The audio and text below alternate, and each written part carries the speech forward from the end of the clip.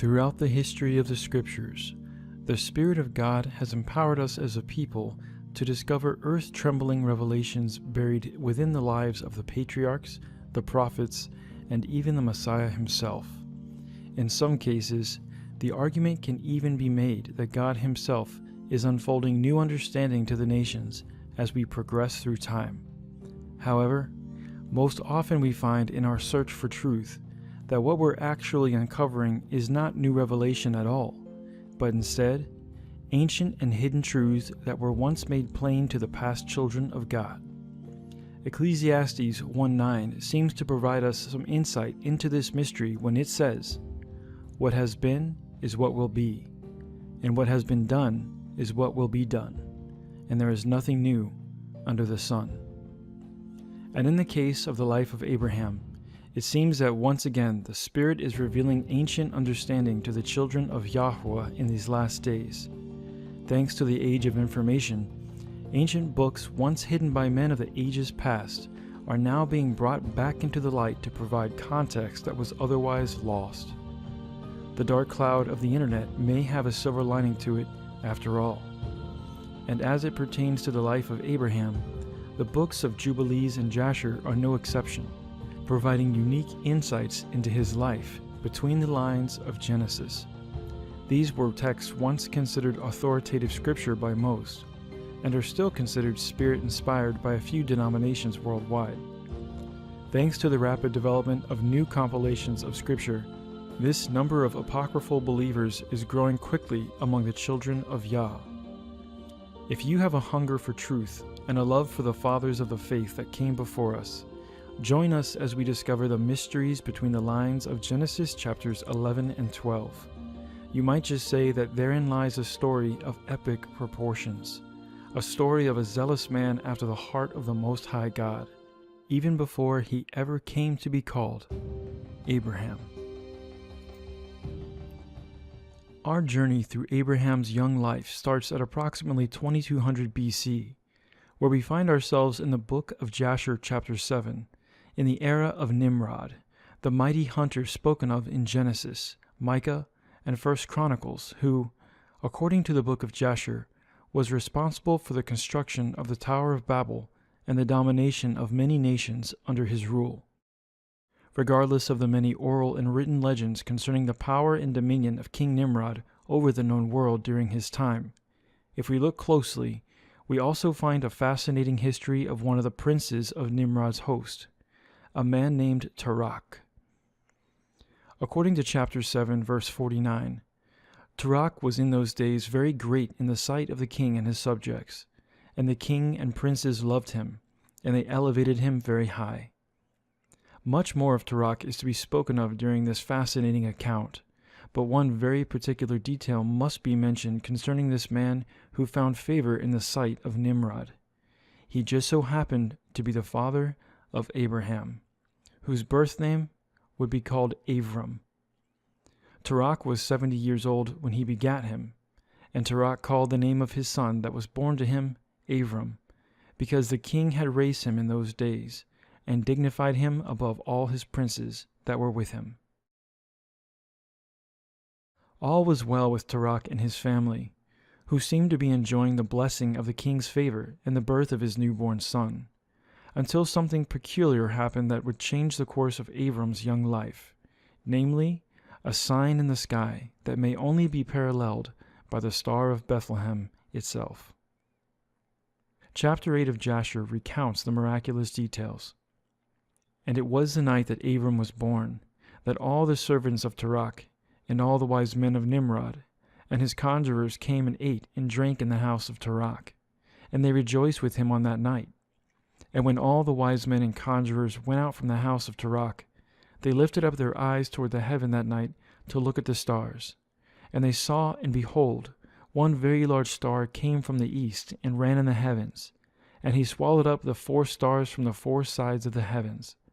And all the wise men of the king and his conjurers were astonished at the sight. And the sages understood this matter, and they knew its import. And they said to each other, "This only betokens the child that has been born to Tarak this night, who will grow up to be fruitful, and multiply, and possess all the earth, he and his children forever, and he and his seed will slay great kings and inherit their lands. It should be noted that throughout the account of Abram's life, themes of his future are often displayed through the events that unfold. Recall that later Abraham would be promised by God that his offspring would outnumber the stars in the heavens. This is just the first of many prominent signs and shadows of what would later become the destiny of Abraham. These wise men, however, along with King Nimrod, were not so keen on the ideas of Abraham's future greatness, as we see as we continue in chapter 8. And the wise men and the conjurers went home that night, and in the morning all these wise men and conjurers rose up early, and assembled in an appointed house, and spoke and said to each other, Behold, the sight that we saw last night is hidden from the king. It has not been made known to him. And should this thing get known to the king in the latter days, he will say to us, Why have you concealed this matter from me? And then we shall all suffer death. Therefore, let us go and tell the king the sight which we saw, and the interpretation thereof, and we shall then remain clear. And tell the king they did. In the next few verses, the wise men immediately sought the counsel of the king and told him of the signs in the heavens and the interpretation thereof, and encouraged the king to give Terach payment for his son Abram, to buy him, so that the king might do with Abram as he wished to prevent the boy and his seed from growing great as the sign had announced. Swiftly, Terach, the king's highest and most powerful of princes, was called before the king. But this time, carrying out the king's request would be much more difficult than anything the king had ever ordered. With both tensions and stakes higher than ever, the king spoke to Terach. And the king said to Terach, I have been told that a son was yesternight born to you, and after this manner was observed in the heavens at his birth. And now, therefore give me the child, that we may slay him before his evil springs up against us, and I will give you for his value your house full of silver and gold. In the next few verses, Terach humbly argues for the sake of his son Abram, even sharing a parable with the king to provide insight into his difficulty in giving up one of his heirs for silver and gold. Terach begged the king, What shall I do with silver and gold after the death of my son? Who shall inherit me? Surely then at my death, the silver and gold will return to my king who gave it. And when the king heard the words of Terach, and the parable which he brought concerning the king, it grieved him greatly, and he was vexed at this thing, and his anger burned within him. And Terach saw that the anger of the king was kindled against him, and he answered the king, saying, All that I have is in the king's power. Whatsoever the king desires to do with his servant, that let him do. Yea, even my son, he is in the king's power, without value in exchange, he and his 2 brothers that are older than he. And the king said to Terach, No, but I will purchase your younger son for a price. But despite what seemed to be his humble submission to the request of the king, Terach was already brewing a plan to provide an escape to his son of promise. But first, he would need to use the little value of his friendship to buy some time. And Terach answered the king, saying, I beseech you, my lord and king, to let your servant speak a word before you, and let the king hear the word of his servant. And Terach said, Let my king give me 3 days' time till I consider this matter within myself, and consult with my family concerning the words of my king.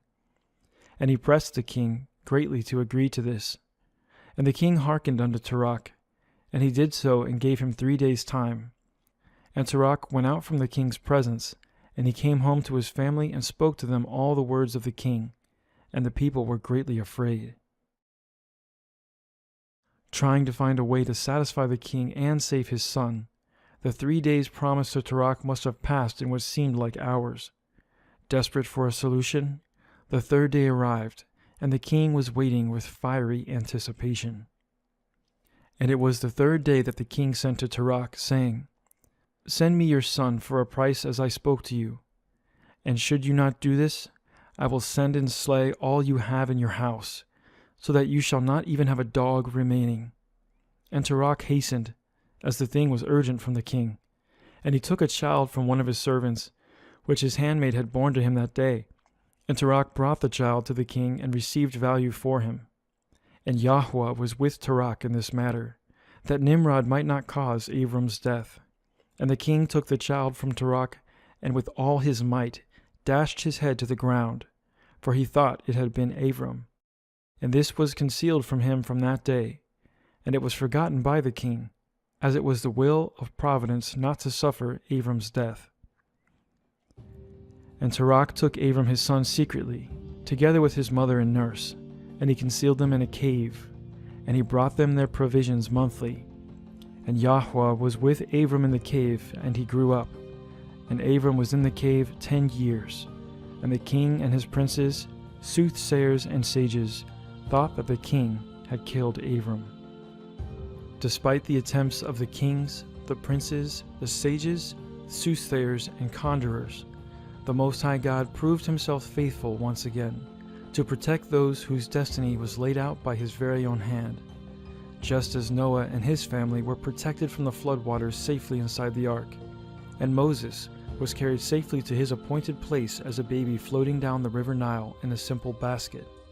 It is no surprise that God might once again demonstrate his powerful protection through unlikely means.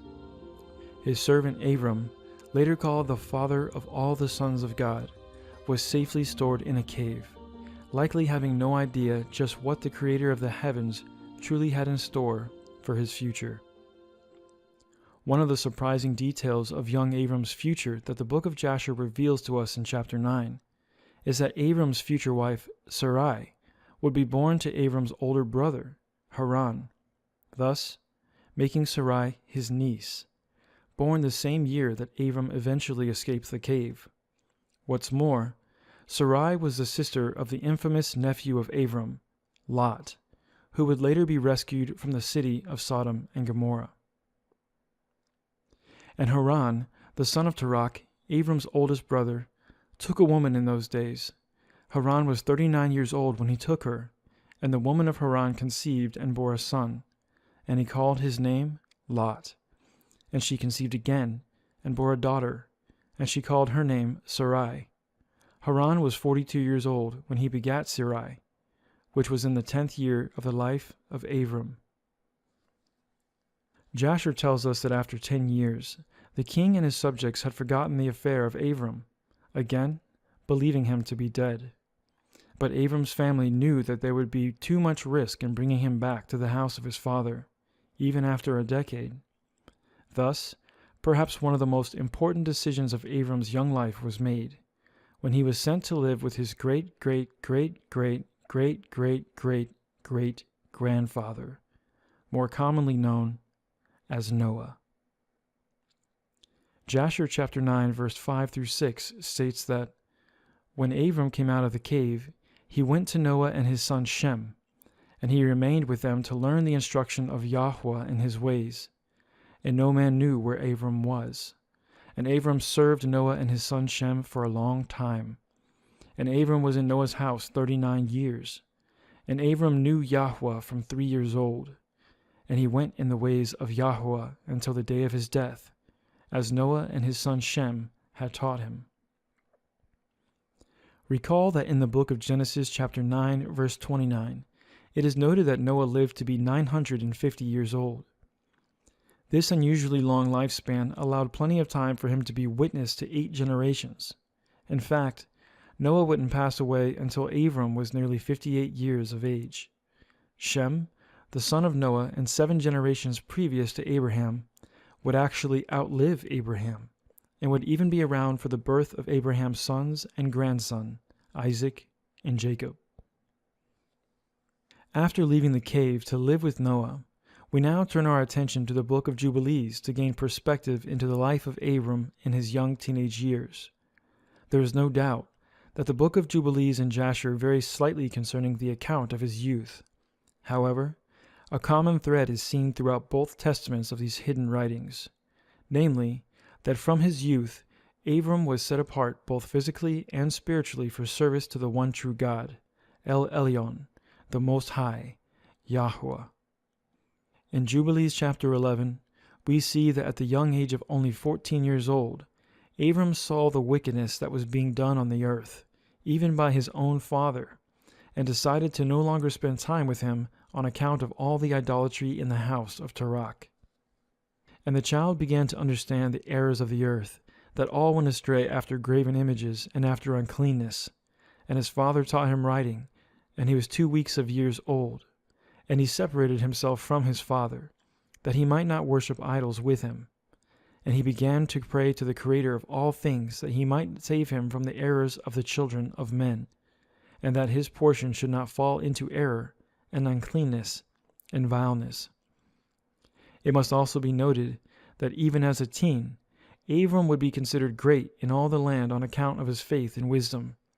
As in the previous harvest years, Prince Mastema, also called Satan, had sent a cloud of ravens to devour all the seed that was sown upon the ground for planting before it could take root.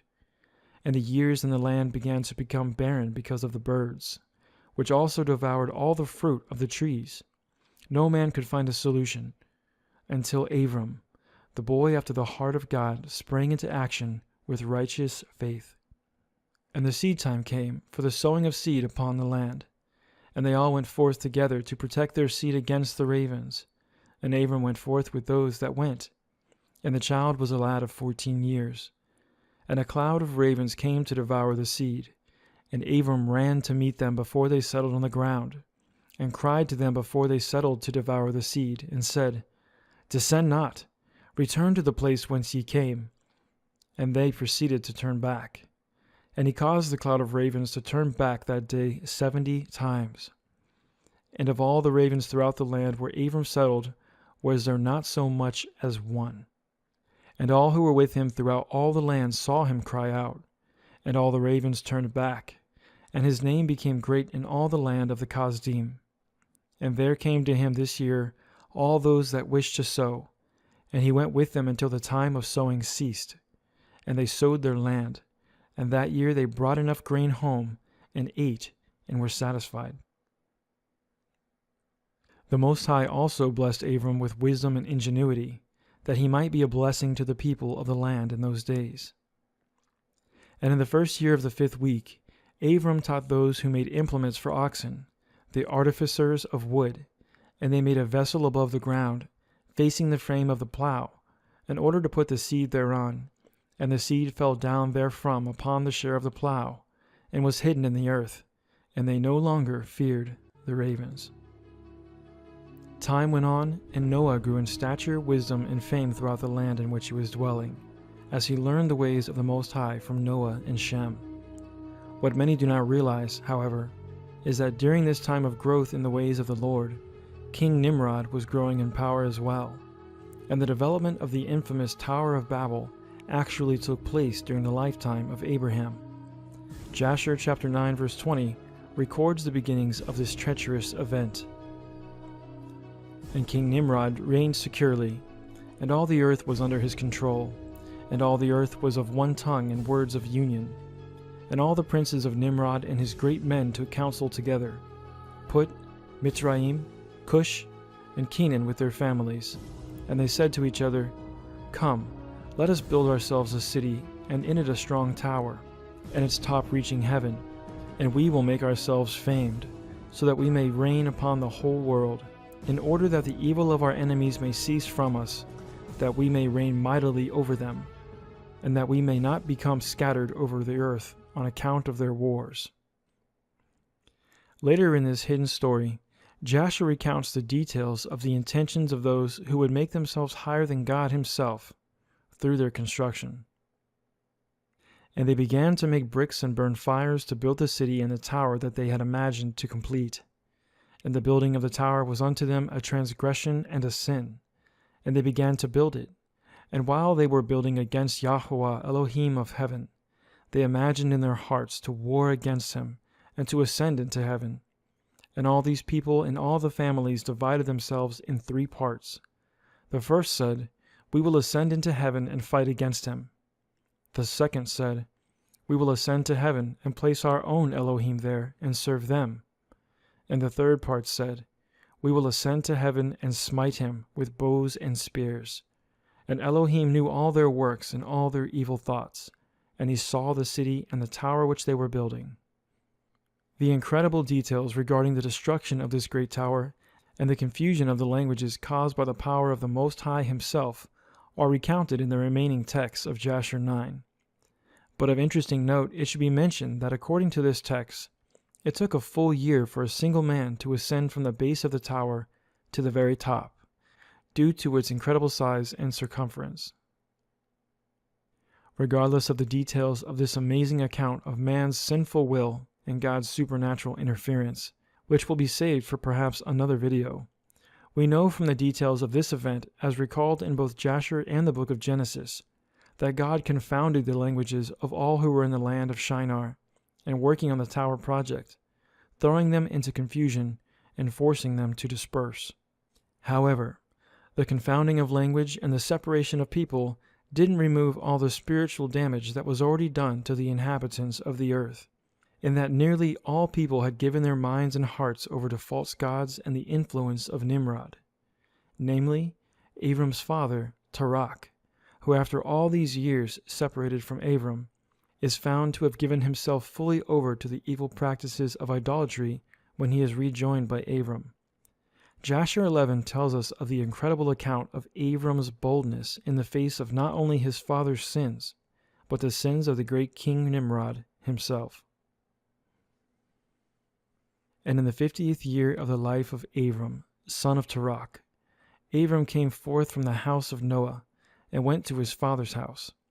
And Abram knew Yahweh, and he went in his ways and instructions, and Yahweh Elohayu was with him.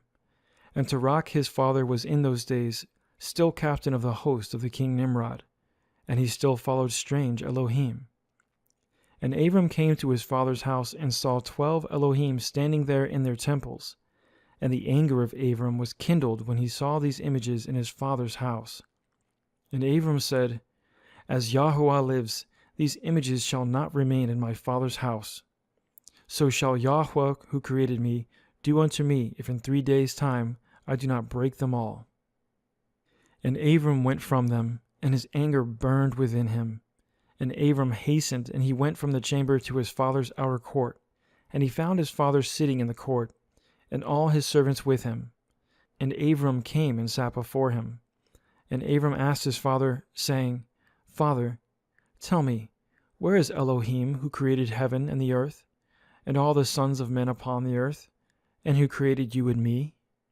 And Terach answered his son Abram and said, Behold, those who created us are all with us in the house. And Abram said to his father, My lord, show them to me, I pray you. And Terach brought Abram into the chamber of the inner court, and Abram saw, and behold, the whole room was full of Elohim of wood and stone, 12 great images and others less than they without number. And Terach bowed down to his Elohim, and he went away from them, and Abram his son went away with him.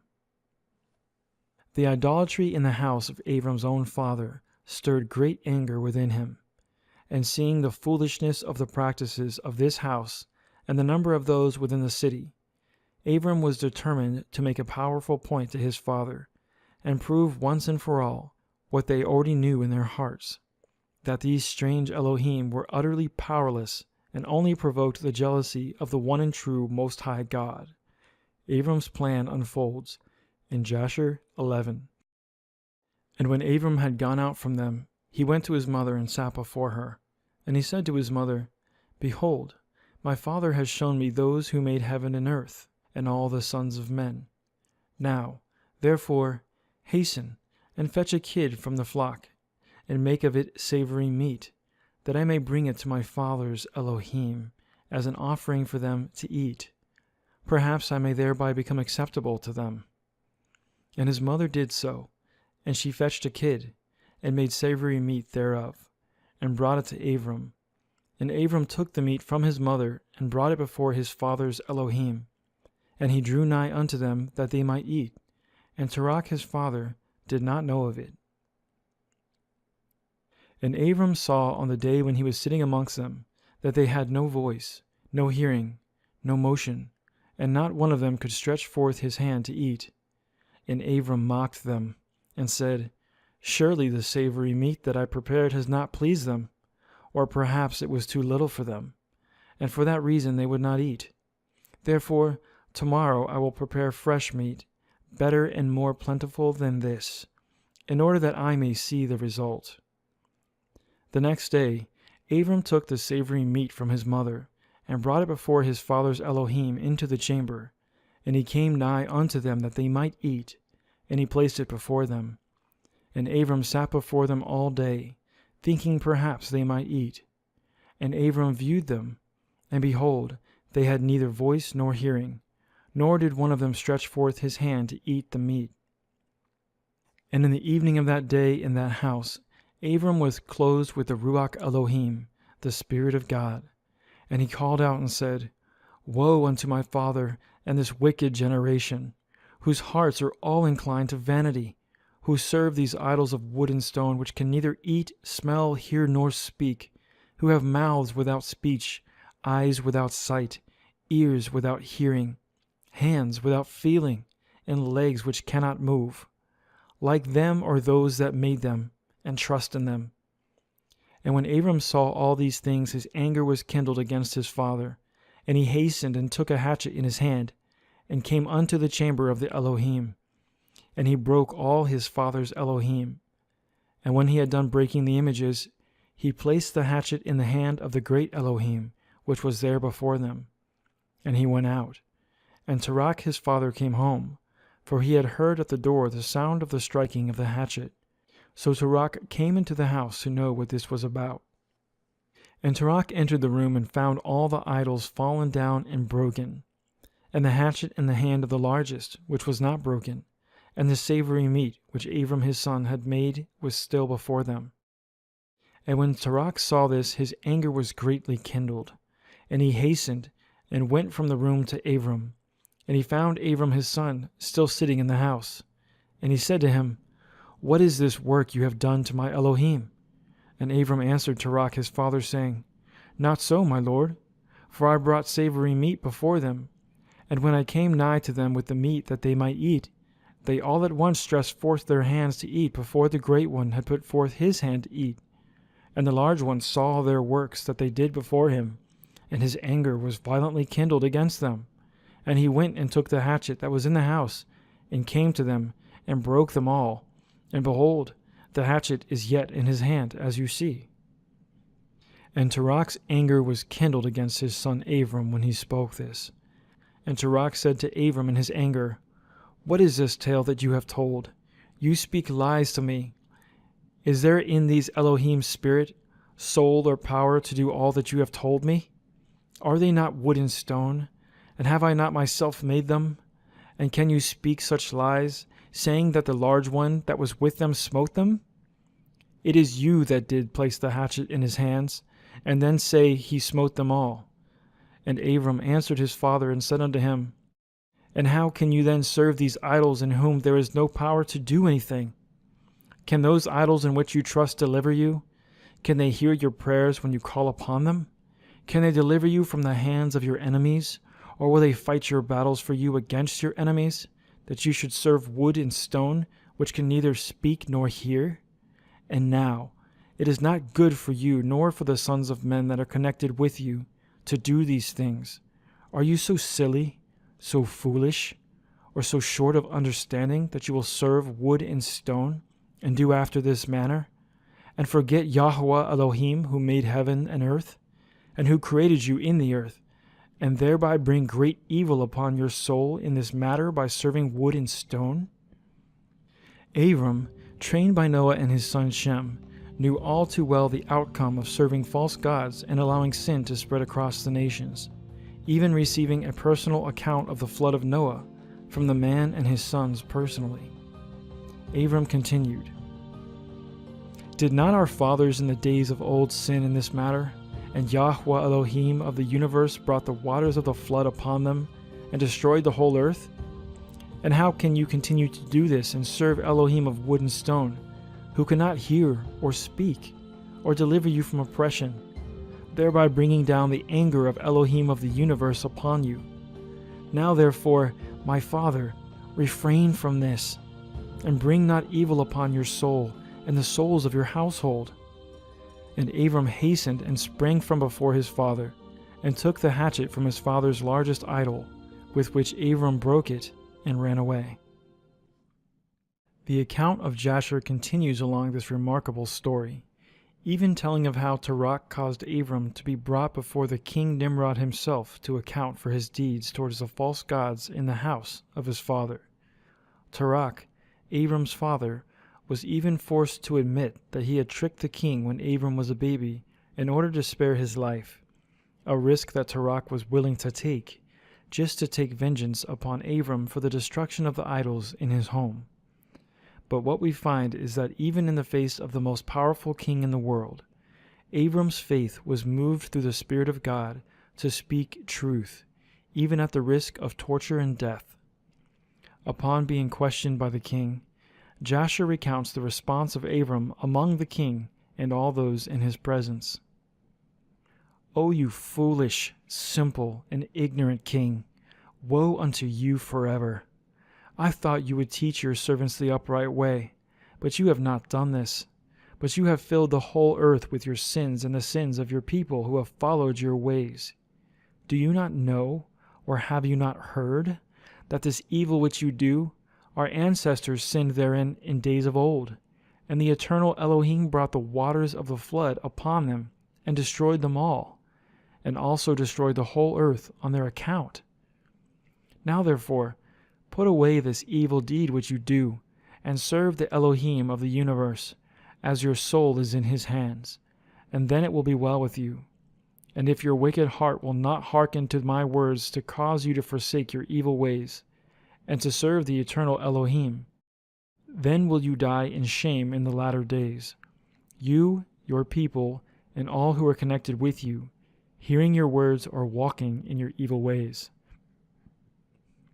And when Abram had ceased speaking before the king and princes, Abram lifted up his eyes to the heavens, and he said, Yahweh sees all the wicked, and he will judge them. The following chapters of the book of Jasher recounts the miraculous details of how King Nimrod, filled with anger over the words of Abram, threw Abram into a burning furnace so incredibly hot that 12 men died while simply trying to accomplish the task of delivering Abram into the furnace, which had been prepared with exceeding heat over the course of 3 days. Haran, Abram's brother, was also cast into the furnace, because Tarak blamed Haran, his oldest son, for the deceit of not delivering Abram to King Nimrod as a baby.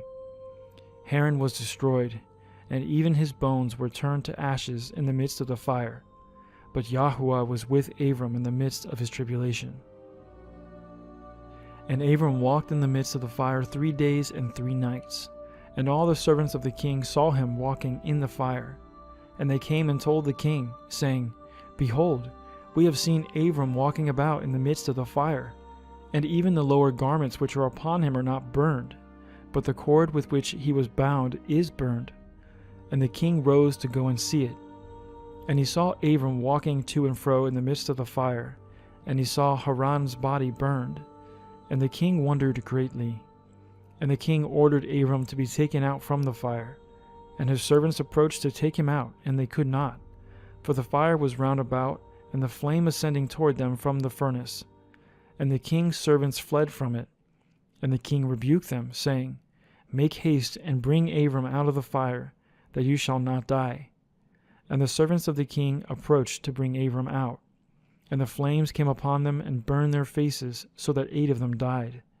And when the king saw that his servants could not approach the fire, lest they should be burned, the king called to Abram, O servant of the Elohim who is in heaven, go forth from amidst the fire, and come hither before me. And Abram hearkened to the voice of the king, and he went forth from the fire, and came and stood before the king. And Abram said to the king, The Elohim of heaven and earth, in whom I trust, and whom has all in his power, he delivered me from the fire into which you did cast me. And Haran, the brother of Abram, was burned to ashes, and they sought for his body, and they found it consumed. And the king, princes, and inhabitants of the land Seeing that Abram was delivered from the fire, they came and bowed down to Abram. And Abram said to them, "Do not bow down to me, but bow down to the Elohim of the world who made you, and serve him, and go in his ways, for it is he who delivered me from out of this fire, and it is he who created the souls and spirits of men, and formed man in his mother's womb, and brought him forth into the world, and it is he who will deliver those who trust in him from all pain."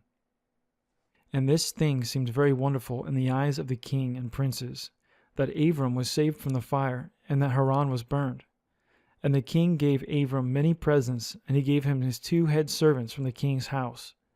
The name of one was Oni, and the name of the other was Eliezer.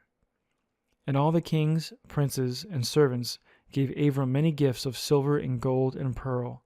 And the king and his princes sent him away, and he went in peace. And Abram went forth from the king in peace, and many of the king's servants followed him, and about 300 men joined him. And Abram returned on that day, and went to his father's house, he and the men that followed him. And Abram served Yahweh Elohayu all the days of his life, and he walked in his ways and followed his Torah. And from that day forward, Abram inclined the heart of the sons of men to serve Yahweh. Just as the Most High would later provide protection to his servants Shadrach, Meshach, and Abednego during their fiery trial later in the book of Daniel chapter 6, we see that the details of the life of Abram before he was Abraham hold many fascinating details that seem to foreshadow future events to come for the children of God. Many more remarkable details are held within the account of Abram's life in the books of Jubilees and Jasher. Abram's life was destined for greatness since even the day he was born. Perhaps it is no coincidence that his great destiny was portrayed at his very birth with a sign in the stars, as we find that the important symbolism of stars is paramount to the entire life and future promises of this servant of God, even in the modern canonized book of Genesis. And perhaps, seeing now how Abraham's faith was molded from a young age, it becomes less surprising that it was another magnificent night under the stars that would forever change the course of history for all of God's children. This would be considered, perhaps, some of the final details which prepare the way for the statements to be made by the Most High God, early in chapter 12 of Genesis. Chapter 12 of Jubilees recounts these telling details, which have been systematically removed from modern understanding. And in the 6th week, in the 5th year thereof, when Abram was 75 years of age, Abram sat up through the night on the new moon of the 7th month to observe the stars from the evening to the morning, in order to see what would be the character of the year with regard to the rains. And he was alone as he sat and observed. And a word came into his heart, and he said, "All the signs of the stars, and the signs of the moon, and of the sun are all in the hand of Yahweh. Why do I search them out? If he desires, he causes it to rain, morning and evening, and if he desires, he withholds it. And all things are in his hand." And he prayed that night and said, "My Elohim, El Elyon, you alone are my Elohim, and you and your dominion have I chosen, and you have created all things, and all things that are the work of your hands. Deliver me from the hands of the evil spirits who have dominion over the thoughts of men's hearts, and let them not lead me astray from you, my Elohim, and establish me and my seed forever, that we go not astray from henceforth and forevermore. Shall I return unto the of the Kasdim, who seek my face, that I may return to them? Am I to remain here in this place? The right path before you prosper it in the hands of your servant, that he may fulfill it, and that I may not walk in the deceitfulness of my heart, O Elohai." Abram's life and words of faith had demonstrated to the Most High God that his heart was perpetually after the ways of righteousness and truth. And here we find ourselves, the readers, seeing truly the heart and cry of Abram before the promises of Genesis 12 truly come into fulfillment. Observe, this next passage is still read in the book of Jubilees 12, but as we will see, This is also where the book of Genesis truly begins the account of Abraham's life. And he made an end of speaking and praying, and behold, the word of Yahweh was sent to him through an angel, saying, Get you up from your country, and from your kindred, and from the house of your father, unto a land which I will show you. And I shall make you a great and numerous nation. And I will bless you, and I will make your name great, and you shall be blessed in the earth. And in you shall all the families of the earth be blessed. And I will bless them that bless you, and curse them that curse you. And I will be an Elohim to you and your son, and to your son's son, and to all your seed. Fear not, from henceforth and unto all generations of the earth, I am your Elohim. Jasher 13 tells of this very same account of Jubilees and Genesis 12. And in these statements we find how truly significant the sign of the stars will forever be for Abraham and his seed. And Yahweh appeared to Abram and said, I am Yahuwah, who brought you forth from Ur-Kasdim, and delivered you from the hands of your enemies. And now, therefore, if you will hearken unto my voice and guard my commandments, my statutes, and my Torah, then will I cause your enemies to fall before you, and I will multiply your seed like the stars of heaven, and I will send my blessing upon all the works of your hands, and you shall lack nothing. Thank you for joining us on this powerful journey into the life of God's servant before he was called Abraham.